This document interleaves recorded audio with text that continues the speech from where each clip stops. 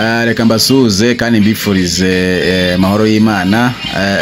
Rero ndaguhamagariye kugira ngo ukurikirane ikiganiro nkugezaho muri aka kanya cyerekeranye n'ubuzima, aho nkubwira imiti yerekeranye, nkwereka imiti ikomeye cyane, imiti gakondo yerekeranye n'uburwayi, cyane cyane by'umwihariko ubwo kuba umuntu yarafatiriwe, yarazinzwe cyangwa yaragumiwe, ibyo bita kugumirwa, ubona ko kudashaka kwawe byaba birimo ikibazo, ubona ko bizamo amayobera, ubona ko harimo ikibazo.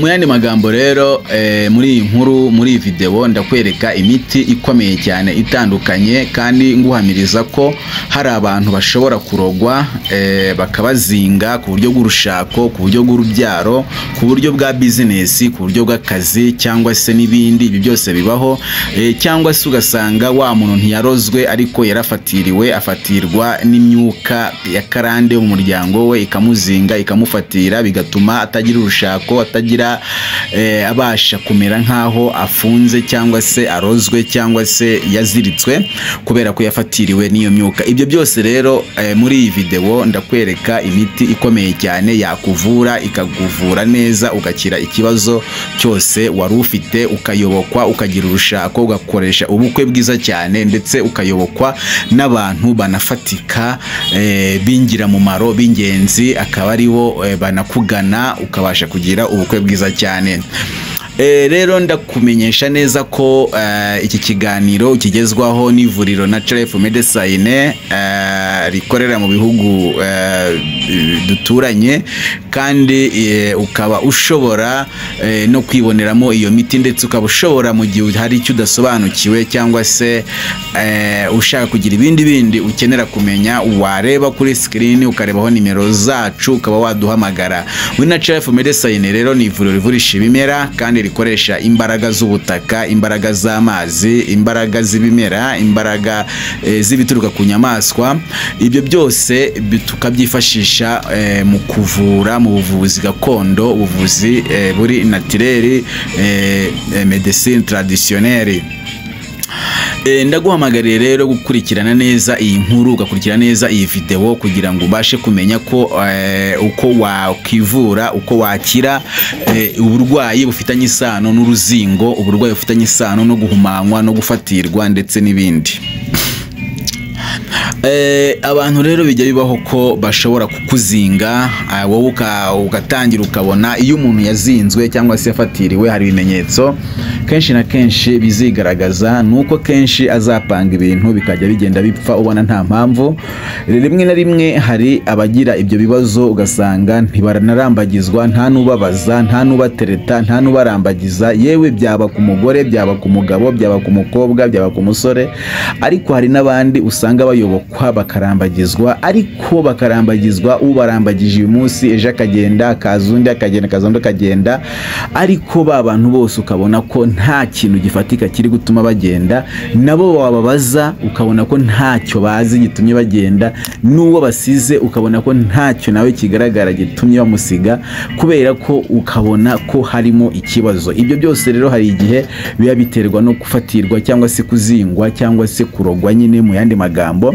Rero ibyo byose iyi miti ngiye kukwereka nuko yabikuvura, bigakurwaho, bikarangira. Yaba umugabo ashobora gufatirwa cyangwa ashobora kurogwa, yaba umugore, yaba umukobwa, byose bishobora kubaho. Ku buryo bw'urushako byose bikanga. Uyu muti rero nkwereka muri aka kanya ni umuti nyine ukuzingura cyangwa se wabagumiwe, utuma ubona urushako kandi rwiza, ndetse ukayobokwa n'abantu bafatika, akaba aribo bakurambagiza, akaba aribo bagusanga, akaba aribo bakenera kubakana nawe. Cya gihe rero iyo ufite biriya bibazo, abantu benshi haragiye urambagizwa, ukayobokwa, ukagira gute, ariko hakabura umuntu n'umwe wazana nk'iwanyu cyangwa waza kuvuga ijambo rizima iwanyu, cyangwa se umugabo nawe akagenda akabona abakobwa batandukanye arambagiza bipfa, arambagiza bipfa, arambagiza bipfa, ikibona nta mpaba zigukora, afite ubushobozi, agize ariko hose bizamba. Ni ukuvuga ngo rero ibyo byose bishobora guturuka kuri ya karande y'umuryango, cyangwa se bigaturuka ku guhumanywa cyangwa se kuzingwa, ho umuntu aba yazinzwe cyangwa yahumanyijwe. Byose muri rusange bijya bibaho. Muri iyi nkuru rero urabonamo iyo miti ikomeye cyane yagufasha, yakuvura, ndetse ikagukiza burundu icyo kibazo, ahubwo ugasanga inzira zirafungutse neza. Ikaze rero muri Natural Life Medicine, aho usanga ya miti ikuvura mu gihe cyose waba waragize ibibazo byo kutarangura amabanga y'urugo neza, kuko ushobora kuba mu myaka ugezemo cyangwa se warikinishije, cyangwa se mu myaka ugezemo ugasanga wagize ikibazo cy'imisemburo, ntago amaraso akihuta mu gitsina cyawe, ntabwo ukibasha gutera akabariro, iyo ubikoze ntiwongera kubikenera, n'iyo ubikeneye ntibibaho, cyangwa se uracika intege mu gihe ukiri kubikora, ndetse n'ibindi byose bitandukanye. Ibyo byose rero tugufitiye umuti ubivura neza burundu, kongera ugasubira kuri eta wari uriho, bikagenda neza cyane. Ikindi kandi hari na ya miti ivura abadamu, cyane cyane abadafite amavangingo, ukeneye kugira ngo wubake urugo rwawe neza. Iyo miti irahari. Tugufitiye kandi imiti igufasha cyane ku bigendanye n'umugongo, imvune, ibibyimba, imiti igufasha ku ndwara zifitanye isano n'amashitani, ikuvura burundu amarozi y'ibihwerano, ibitegano, ibiherano ndetse n'ibitamikano, ndetse n'izindi ndwara zitandukanye. Tugufitiye imiti izivura neza. Rero ni ukuvuga ngo ariko muri aka kanya inkuru nshaka gukwereka n'imiti nshaka gukwereka, urabona muri iyi video urabonamo imiti. Witegereze neza, uraza kubonamo umuti uri kwaka, ndetse uraza kubonamo n'indi miti imeze nk'imigozi. Iyo miti bayita ubuhaza, iyo imeze nk'umugozi ivanzemo, ni ubuhaza buvanzemo ubuhivu, buvanzemo ni ubusunyu. Uyu akaba ari umuti ukomeye cyane mu kuzingura abagumiwe ndetse n'abazinzwe. Kandi uri kubonamo ishangi, rushanguruzi, ruhangamuzi. Iyo shangi mu kanya uraza uyibona ukuntu iri kwaka, ni ukuvuga ngo akaba ari umwe mu miti igangahura, akaba ari umwe mu miti izingura, ikaba ari mu muti imokora, akaba ari umwe mu miti ndetse ica uruzingo n'urugangahuzi. Ni ukuvuga ngo ibyo byose ukaba ushobora kubisanga muri Natural Life Medicine, ukabasha gukira neza. Ushobora ugafatirwa nk'umugore, ugafatirwa nk'umugabo, cyangwa se ugafatirwa ku bintu runaka, yaba imyambaro, yaba iki n'ibindi bitandukanye. Abagizi ba nabi bagira uburyo bwinshi bakoresha, ariko icyiza nuko nta marozi atagira atagira kirogora, nta mahano atagira kamaramahano, nta mwonga hatagira nkuri mwonga. Ibyo byose rero amahirwe nuko ubasha kubona imiti ugakira neza, bikarangira bikagenda neza.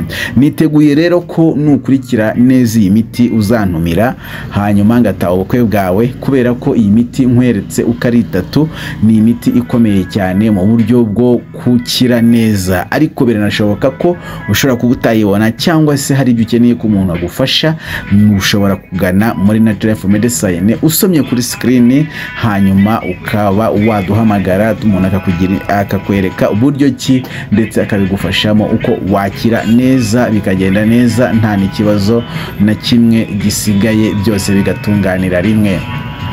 Muri Natural Life Medicine rero tukaba dukufitiye nyine nkuko nabikubwiye imiti itandukanye, kandi ukomeze witegereze neza urebe yaba iyo migozi ndi gukwereka, yaba ifite uko igenda ikora ku mubiri wawe, yaba niyo shangi, yaba iyo ubutatu bugize iyo migozi. Ibyo byose bikagira uko bikora mu rwego nyine rwo kugira ngo ubashe gukira ubwo burwayi bwawe. Rero uri kwitegereza ibyo byose ukabibona, ariko kandi ntubyitegereze gusa, wumve ko mu gihe cyose waba ufite ikibazo cyo kugumirwa, wumve ko uyu ari umuti w'agatangaza, ari umuti ukomeye cyane, kandi ari umuti wagufasha kugira ngo ukire neza. Ndakwifuriza rero kurama no kuramuka, ndakwifuriza kandi kuronka, kugira ibigega mu rugo rwawe, kandi ntukabure amata ndetse ntukabure nawe kuyanywa. Dukomeze tubane kuri iyi channel Icuriro TV. Niba utarakora subscribe, ukore subscribe. Niba utarakora share, ukore share. Niba utarakana no kunzogera, ukande kunzogera, kugira ngo ibintu birusheho kugenda neza ku mpande zombi. Asante.